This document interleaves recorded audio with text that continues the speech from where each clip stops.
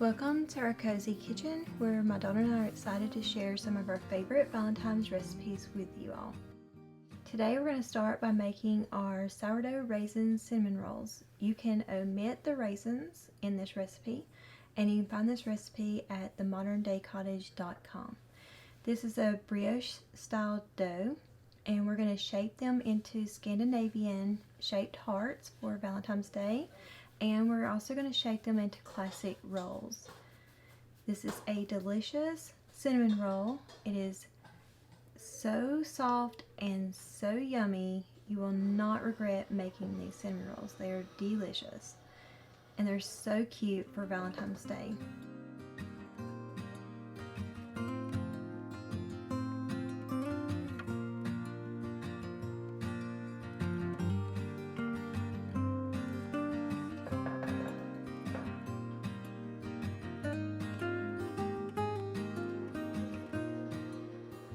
These rolls can be served for brunch, they can be served for breakfast, and also with a dinner for a dessert as well.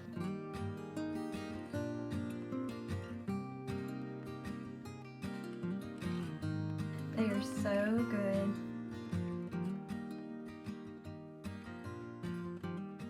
So we're altering flour and milk in this dough mixture. You'll want to use a paddle attachment on your stand mixer, and then once you get the dough into a shaggy dough, you'll let it rest, and then you'll switch out the attachment to the dough hook, and you'll knead it for 6 to 8 minutes after it comes to a shaggy dough and resting for 30 minutes. This is to allow all of the liquids to absorb into all of the flour. That's why you let it rest. If you want to bake this bread the same day, increase your sourdough starter and increase your flour a little bit. However much you increase your sourdough starter, increase your flour. Next, we're going to make a decadent savory herb seasoned ribeyes. I'm gonna put the recipe to the seasoned blend down below in the description box. We're gonna finish up kneading our sourdough cinnamon rolls, and you want to put that dough hook in there, and you'll want to mix it up for 6 to 8 minutes. If you're using a KitchenAid, I would advise to do it in 2-minute increments so you don't overheat the motor. But they're not made as stout as they used to be made, so I would advise, just give your stand mixer a break. The dough is so soft and so fragrant. It smells so good. It almost reminds me of a donut smell.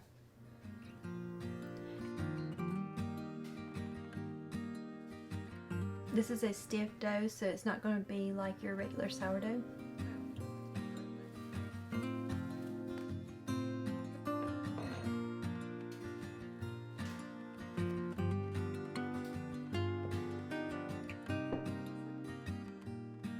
We are gathering some heritage eggs from our chickens. We have some Coastal Blues, some Olive Eggers, some Copper Morans, and some cream leg bars, and we have some Rhode Island Reds, and we have a Copper Moran that's sitting on 5 eggs as we speak, and 5 to 6 eggs as we speak, and she should have them by the next video. And so hopefully in the next video you'll get to see the new biddies that have hatched.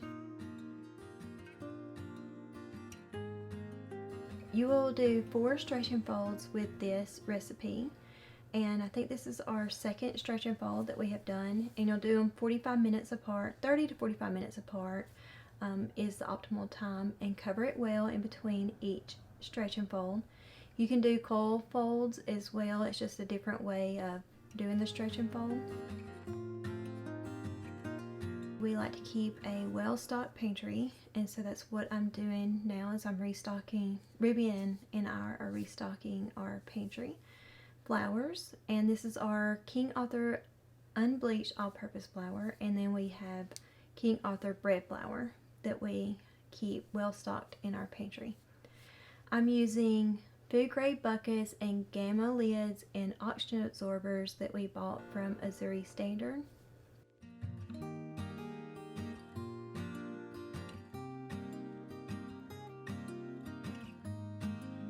Savory has excellent flours as well if you would like to buy in bulk.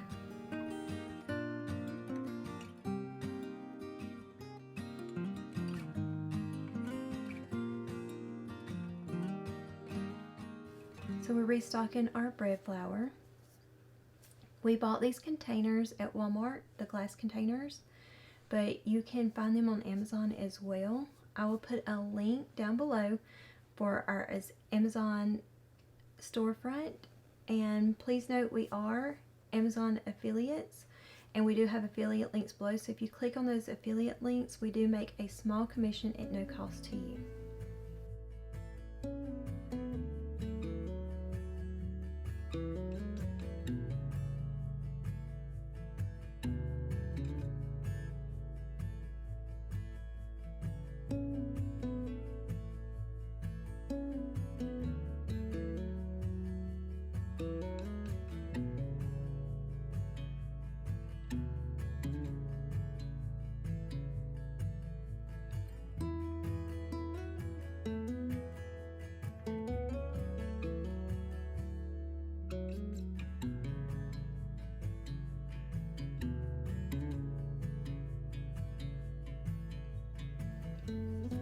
Ruby Ann is going to be mixing up the filling for the sourdough cinnamon rolls. She's using brown sugar, salted butter, and Ceylon cinnamon. That is the only cinnamon we use here in our kitchen. We do not use cassia cinnamon. And we're using flame raisins from Savory Standard. They are so good. We're the next day and we're taking the dough out of the refrigerator and we let it set to come to room temperature about 30 minutes. And you want to stretch the dough out to a large rectangle shape. If you have a marble slab, these are excellent in your kitchen for pastries. It keeps your dough cool to the touch instead of it getting warm.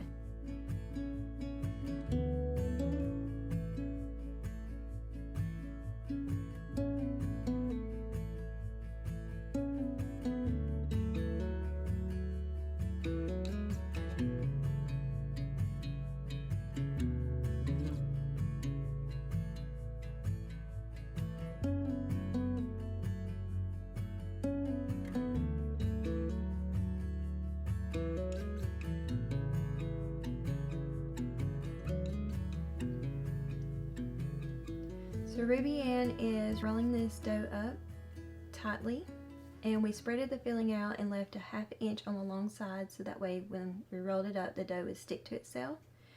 And you'll cut it in half first, and then you'll start cutting it in 1-inch pieces and get at least 12 rolls. I think we ended up with 14 rolls depending on the size that you cut them. And we're using waxed unflavored dental floss, but you can use a sharp knife as well, or a bench knife. I love bench knives. You can use them to cut and also lift things with as well.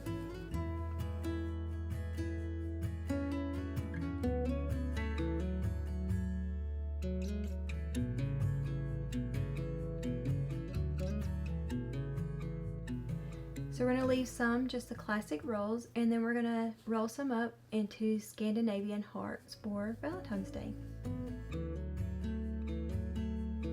And that's what we're doing right here. We're rolling these up into hearts. So you take a roll and you unroll it and you start rolling it from both ends towards the center. And then you can pinch down the middle to make a point on the bottom of the heart.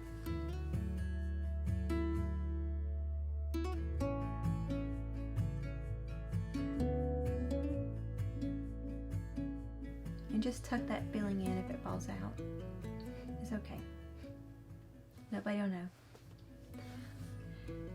These are so cute.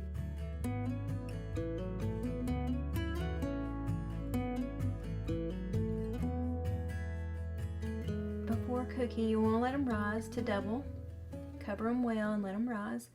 And then right before baking, you want to drizzle on the whipping cream with the cinnamon mixed in.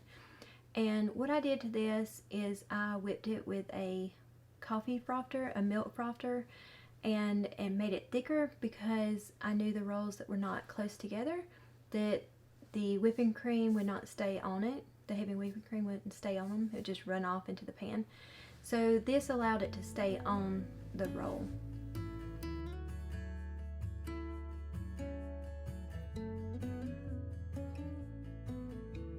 When you do it in a close pan, like the cast iron pan, when you drizzle it on, it makes a very yummy, gooey bottom.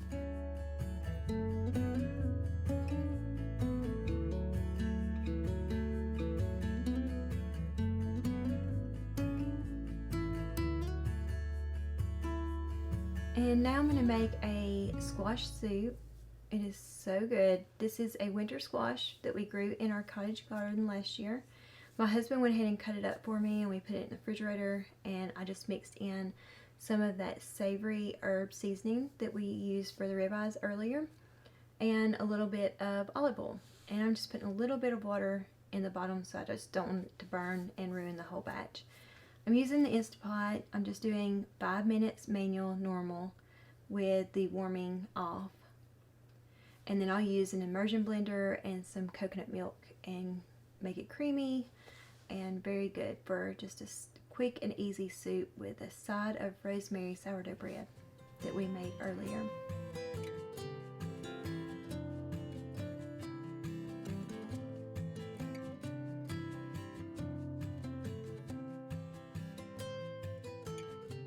There's just something so comforting and so magical about making cinnamon rolls in your home, and just the smell and the taste, and it just is so warming and so cozy feeling when you make and bake cinnamon rolls in your home. So now Ruby Ann is going to make the frosting on top. You'll use cream cheese, butter, salted butter, and powdered sugar. We use salted butter here in our cottage kitchen mostly for most recipes. We find that it just adds a certain taste profile to it, but if you like to use unsalted, you can most certainly do that as well if you have certain diet restrictions.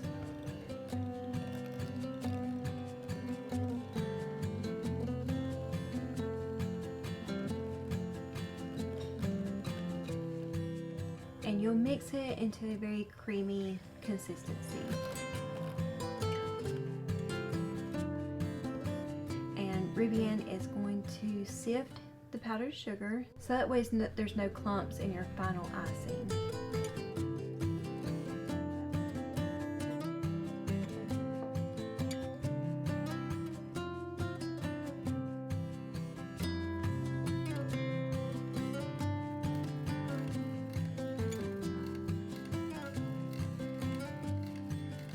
Slowly mix this up. You don't want this all over your kitchen, I promise you.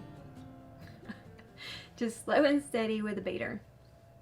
You can use a stand mixer too, but we just use the handheld KitchenAid mixer. This is an awesome mixer to have in your kitchen. We really enjoy the KitchenAid hand mixer and the stand mixer as well. You can see the gooiness off the bottom is so good. It tastes like caramel. And the raisins just add just an extra burst of flavor to these rolls. They're so good.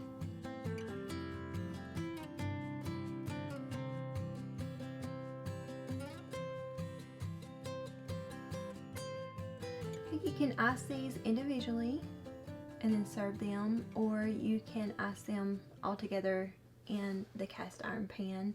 That's what I like to do.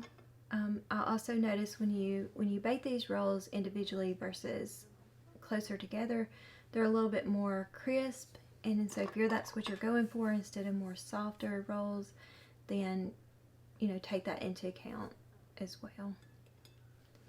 They're still so yummy no matter how you cook them.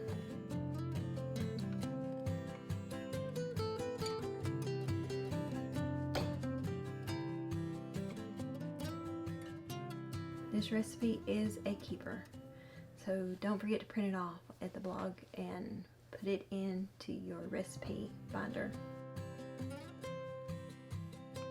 Now this recipe does make a lot of icing, so if you want to cut it in half, if you're not much of an icing person, then you can most certainly cut the icing recipe into half.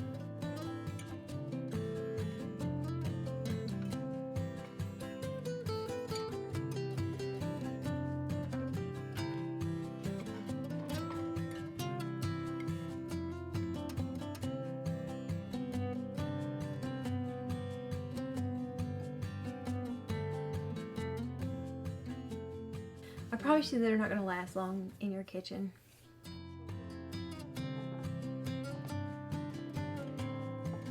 Next, we're going to blend up the squash soup. It is cooked for 5 minutes and cooled down to where I can open up the Instapot. And just add in, we just added in the coconut milk. I like it, gives it more sweet, more of a creamy texture feel to it. I just drizzled it with whipping cream on the top, heavy whipping cream.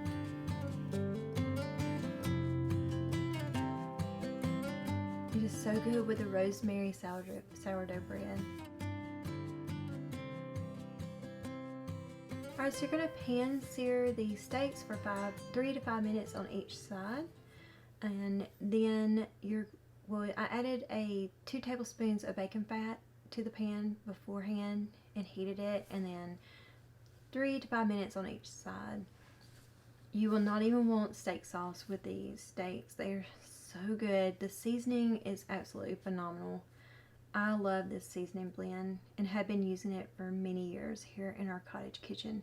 And you'll finish it off for 10 minutes in the oven. And no need to fire up the grill. They taste way better than a grill steak, and they're so juicy and tender. And the seasoning just tops it off. You could serve this with a little spring salad and you've got a complete meal with a dessert.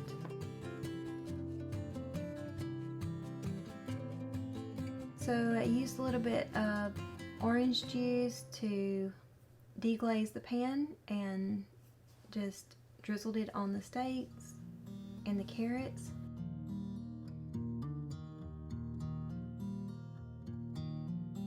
Such a very warm and cozy and romantic meal for your Valentine's dinner.